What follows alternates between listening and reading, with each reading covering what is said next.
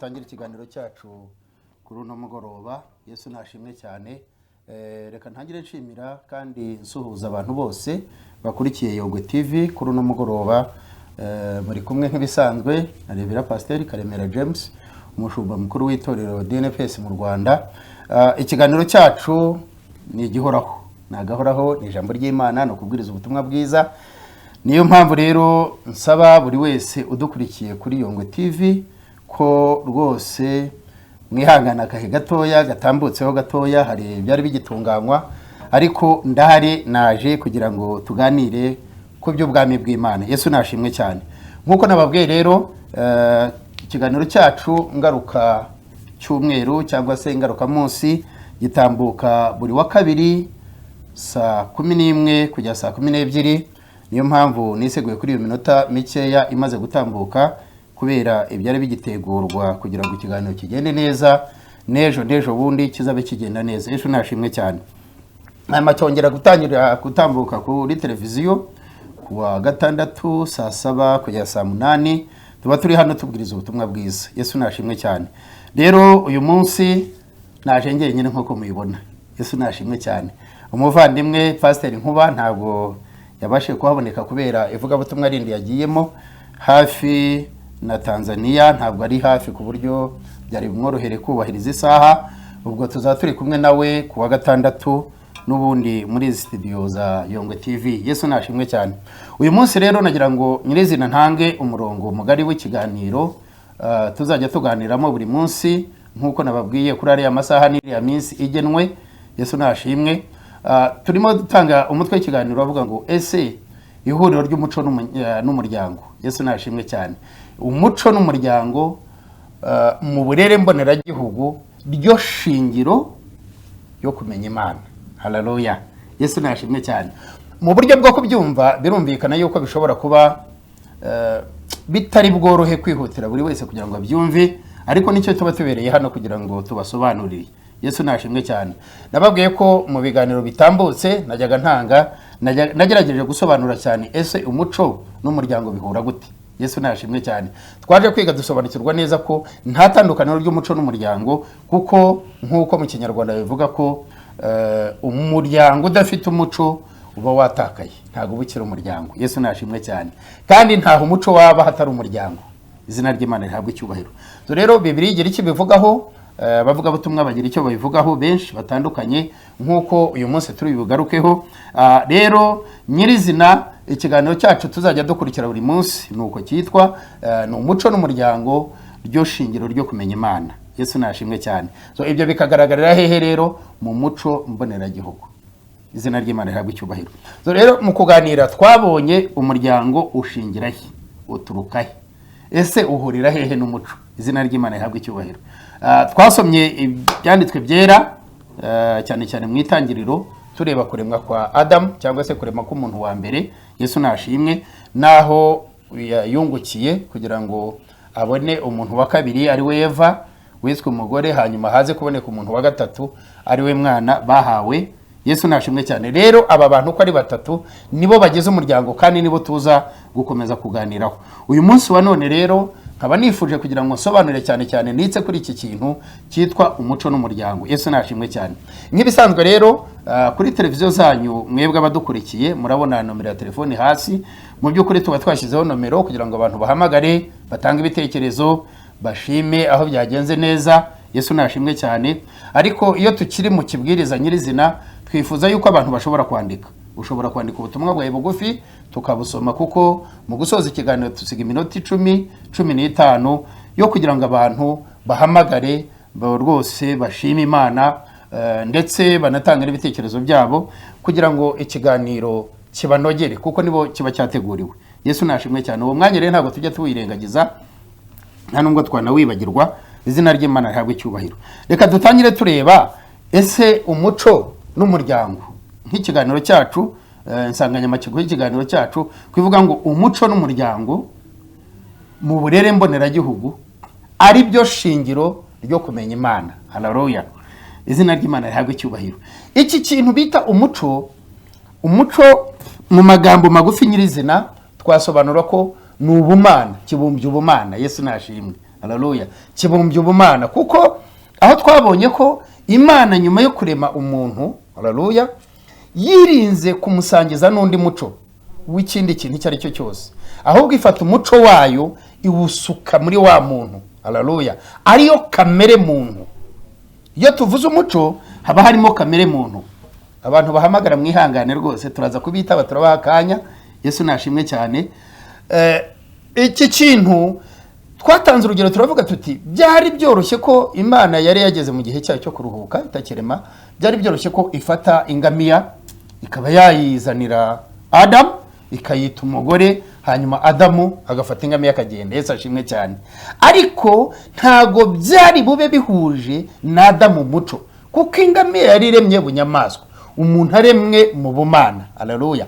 Kuko Imana yari yahameje avuga ngo tureme umuntu ase natwe, kare cyane ubwo byari byamaze kuba, haleluya, yari yamaze kuba Imana nyine.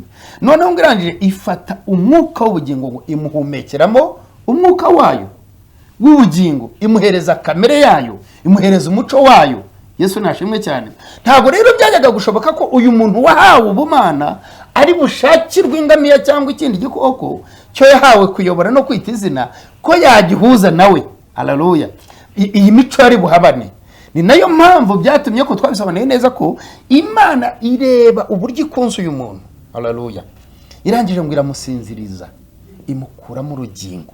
Uru rugingo iraruhindura, ntabwo yaruremye, irarutransforma, irugira umudamu, haleluya. Aho ngira ngo naho twatanze ko urugero ko Imana noneho ibona ko itazongera kongera gusinziriza umuntu ngo imukuremo, ahubwo irema rwa rugingo yamukuyemo irugira uruganda, haleluya.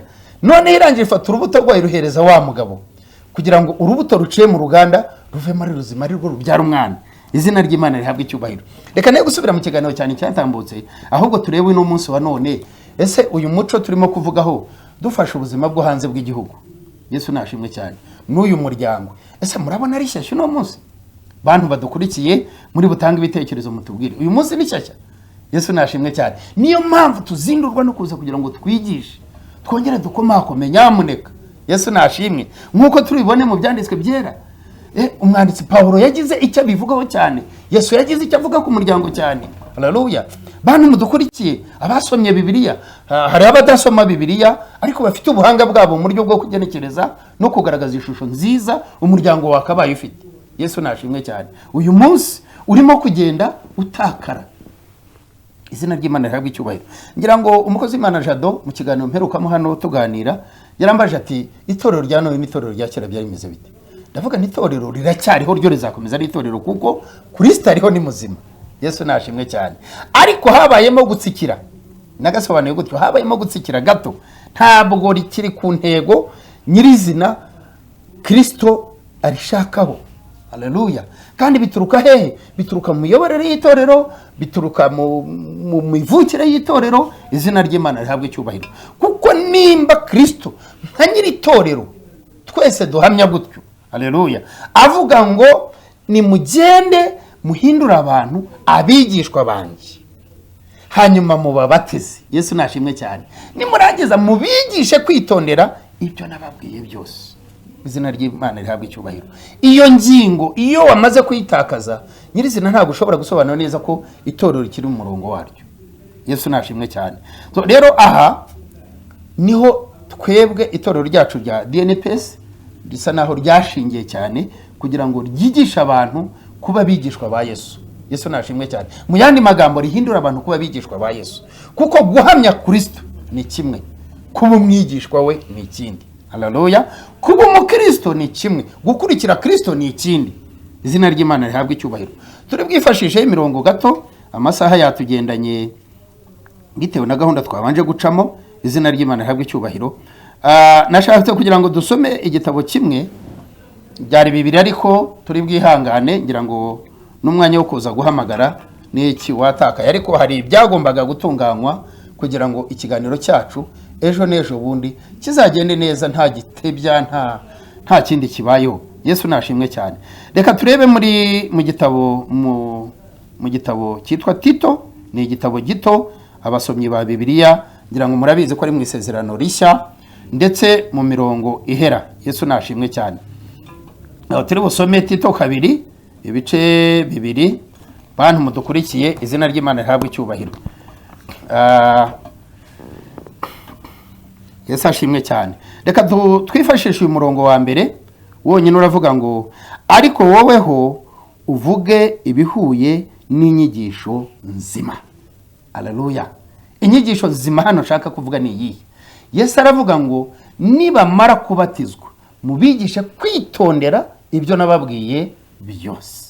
Yesu nashimwe cyane. So ibi yatubwiye rero yabitubwiriye he? Iyo ukomeje iki gitabo cya Tito cyane cyane ku murongo wa 3, wa 4 no wa 5 bigenda bisobanura neza ibyo Yesu yagiye aduhugura, ari nabyo Paulo yandika igitabo yagiye asubiramo. Yesu nashimwe cyane. Ariko muze kumbabarira nifashishe kuri uyu murongo gatoya nkuko biri umurongo wa 3, kaduhere ku wa 3. Wa 2 uhugure abasaza kugira ngo be kukunda ibisindisha, bitonde badashayishwa, babe bazima. Haleluya. Mu byo kwizera n'urukundo no kwihangana. Reka nkomerezeho gato wa 4 kugira ngo wa 3 pardon. N'abakecuru nuko ubabwire bifate nkuko bikwiriye, abera batabeshyera abandi, badatwarwa umutima n'inzoga nyinshi, bigisha ibyiza. 4 kugira ngo batoze abagore bato gukunda abagabo babo n'abana babo. Nubwo twaduhiniye aho, ibyanditswe ni byinshi kandi bisobanura neza henshi. Yesu nashimwe cyane.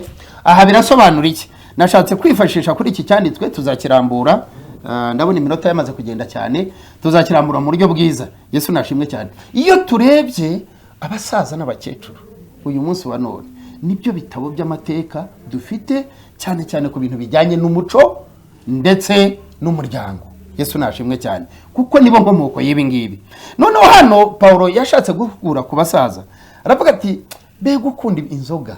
Yesu nashimwe cyane. Aha bisobanuye iki? Iyo umuntu yamaze gusoma kariya gatama ku bagasomye cyangwa se kuba kigasoma, Yesu nashimwe, nta kintu abagihisha, nta kintu abagihisha. Ryabanga rya gisaza kwa kwigishiriza mu migane, aho niho avuga ijambo ryose atatekerejeho ndetse rimwe na rimwe rikomeretsa.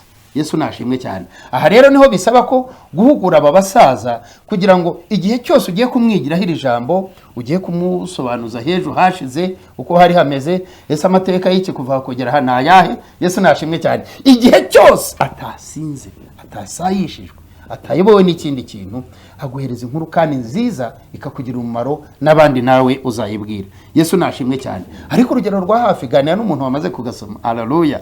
Yesu nashimwe cyane. Baze kunyumva nabi, ndabakunda, nkunda abasaza, nkunda n'abakecuru. Ni nayo mpamvu nifuza cyane kubahugura kugira ngo batubere icyitegererezo nk'uko Bibiliya ivuga kandi cyiza. Haleluya. Noneho yageze hepfo mu murongo wa 3 abisobanura neza, aravuga ngo n'abakecuru nuko. Haleluya. Nabo birinde gusinda, birinde kuvuga ako kantu reko nashaka kwitsaho cyane, kubeshyera abandi. Yesu nashimwe. Iyo umukecuru nshuti zanjye tuvugisha ukuri, mwebwe abankurikiye kuri iyi televiziyo, iyo yamaze kuvuga ijambo biba ukuri kuko atabeshya. Ni umuntu mukuru, ni nararibonye, ntabwo afite uwo yanga, nta robanura uyu n'uyu. Nicyo biba bisobanuye. Uyu muntu mukuru ntabwo abakirobanura ku butoni, ntabwo bavuga ngo uyu ni umwuzukuru wanjye, nkunze umwuzukuru kuruta umwana. Ntavuga ngo akunze umwana we kuruta umwuzukuru cyangwa se umutura. Oya, aba ari wa muntu ugeze mu cyiciro cyo gukunda bose. Haleluya. So rero ijambo avuze ryose iyo rijemo ikinyoma ririca, kuko abantu bamubona nk'igitabo cy'ukuri, sibyo? Aha rero nkahagurira aba babyeyi bakuru kuko bagerageza gukoresha ukuri. Tuvuga uyu mukecuru umuhagaritse hari akavuga ngo nyirarunaka, avuga umugore mutoya amushinje, bibe ihame ry'ukuri kw'ijambo ry'uyu muntu mukuru. Yesu nashimwe cyane.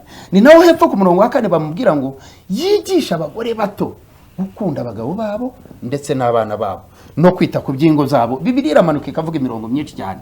Yesu nashimwe cyane. Hanyuma rero tuza kwita kwitsa kuri aba bagore bakiri bato, bo birivuga hano. Turacyari ku muryango, bantu badukurikiye. Yesu nashimwe cyane. Nomero murazibona ni 0788 47 83 89. Tugiye kwitaba nk'iminota 2 twitaba telefoni, ariko nsoze mvuga ngo uyu mugore muto noneho niwe twikirijeho muri bwa butatu bwacu kugira ngo akunde umugabo we n'abana be. Haleluya. Iyi nyigisho koko ni inyijyamo nkayisobanura neza, ntago umuryango uzunguka bantu mudukurikiye ntarimo inyungu. Yesu nashimwe cyane. Ntago tuza kuri televiziyo kuza gutera waraza hasi mirongo irabivuga, tuza kugira ngo dusobanurire abantu bijyanye naho umuco wacu ugeze, bijyanye naho umuryango wacu ugeze. Yesu nashimwe cyane. Ibirimo kuba mu ngo turirwa twirukanka, turaha pasiteri, turahamagarwa. Yesu nashimwe. Ugasanga ibyintu abantu barimo gupfa ntago ari byiza. Imihugurira ahugura urubyiruko, umuhungu n'umuhungu, ugasanga ntago ari byo, ntago bijyana n'umuco. Yesu nashimwe. Ntago bijyanye n'uyu muryango. Yesu nashimwe cyane. Nta muryango nari nabona wunguwe n'umugabo ku mugabo. Icyo ngicyo wari wahabona rwose azansange tubiganireho, bimpugureho, kuko uko mbizi ko ntabwo Imana yagennye ko umugabo n'umugabo bazungura umuryango. Yagennye ko umugore n'umugabo bazungura umuryango, kuko yafashe urubuto irushyira mu mugabo. Yesu nashimwe cyane. Ifata umugore iramutransfer mugira uruganda rwo kwakira rwa rubuto no gucisha ya zahabu nziza. Izina ry'Imana rihabwe icyubahiro. Iyo wabyaye cyo menya ngo ni zahabu nziza itunganyijwe. Ukunda umwana wawe. Haleluya. Reka nsoreza aho mpiniraho. Ibyanditswe byera ni byinshi cyane. Iminota yagiye, ntaza kurya iminota y'abandi bantu bahamagara rwose. Nabahaho nk'umunota umwe cyangwa 2 tukakira telefoni cyangwa imwe cyangwa 2. Yesu nashimwe cyane. Hari abanditse mwiriwe ibyiza cyane, ni byiza cyane ariko muze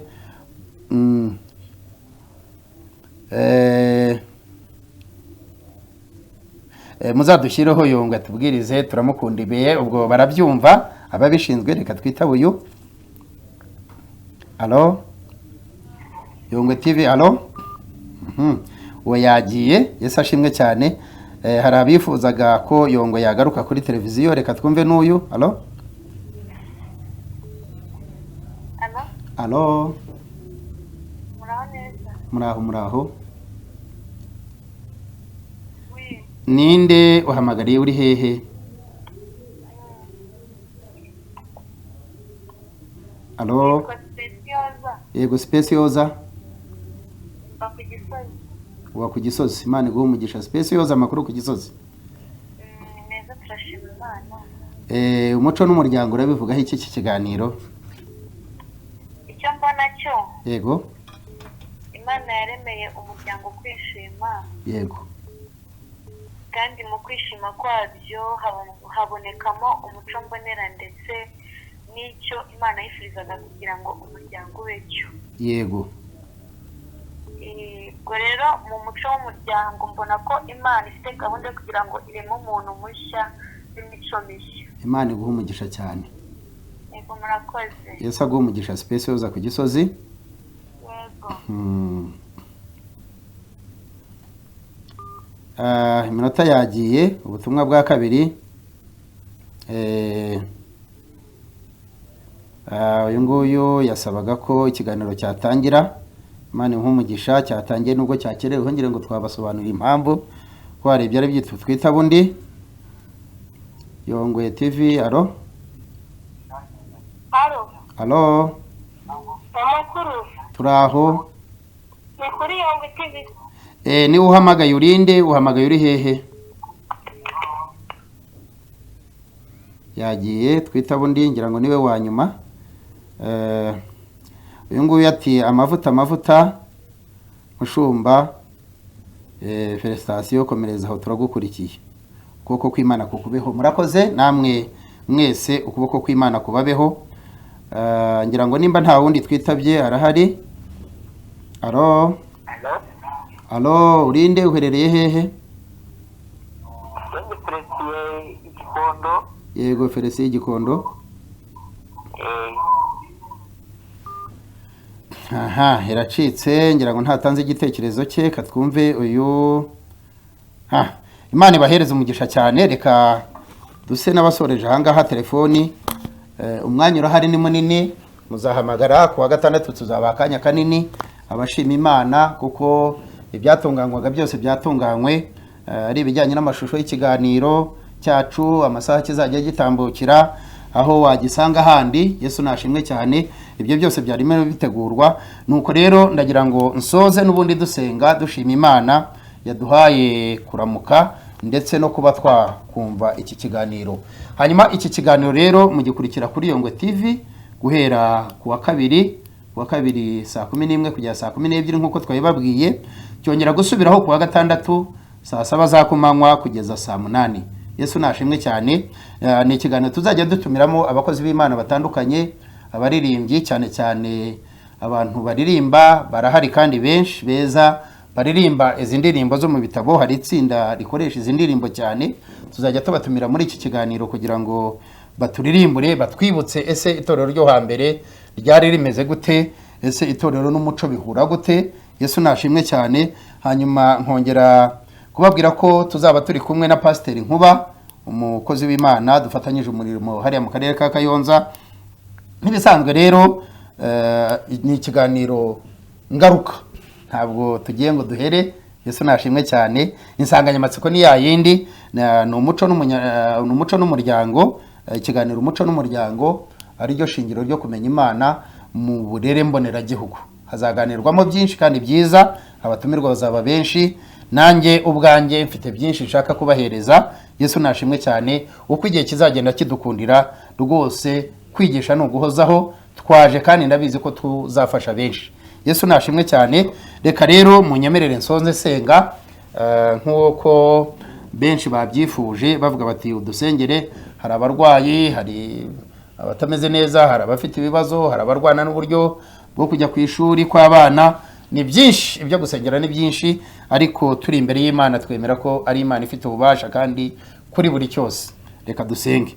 Mana, turagushimye mu izina rya Yesu kuri iki gicamunsi twari kuri televiziyo tubwiriza ubwoko bwawe, tubasobanurira Nyagasani umuco icyo bisobanuye ko umuco ari wowe, ndetse umuryango kamere Nyagasani ari wo muco, ari kamere yawe, ari ububasha bwawe washyize muri uyu muntu.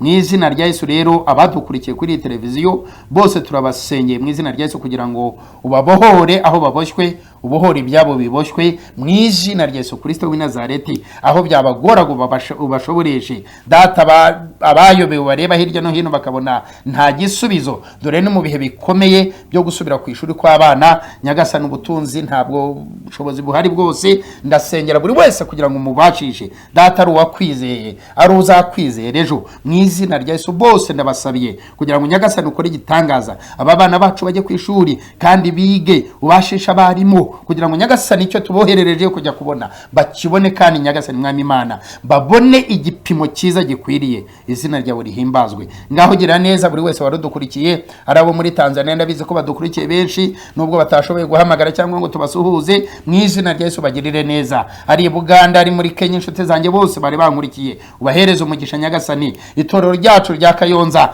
ndabizi ko bakurikiye ari benshi, Nyagasani Mwami Imana muri kariya gace ka Rwinkwavu ubagushirije imvura y'umugisha, ubahereza amahoro kandi Nyagasani urwanye bibarwanya byose, utsindi byabatsindaga. Mu izina rya Yesu Kristo w'i Nazareti, urugo rwanye ndushize mu maboko yawe, urugirire neza Uwera wa Isiraheli, uduhereze kunguka ku manywa na nijoro. Izina ryawe rihimbazwe. Kandi iki kiganiro kigushize imbere kugira ngo kizayoborwe nawe, uzagitumiremo abahanga bakomeye cyane, Nyagasani abafite ubusobanuro bukomeye cyane. Izina ryawe rihimbazwe. Abigisha beza bazabeho mu izina rya Yesu, kandi iki kiganiro kizafashe benshi, kizungure benshi. Izina ryawe rihimbazwe. Urakoze, ndasenze kandi ndizeye, byambaje ku bwa Yesu Kristo Mwami wacu. Urakoze. Amen, amen. Imana ibahereze umugisha. Naho kuwa gatandatu ikiganiro cyo nakagaruka. Bye bye. Shalom. Amen.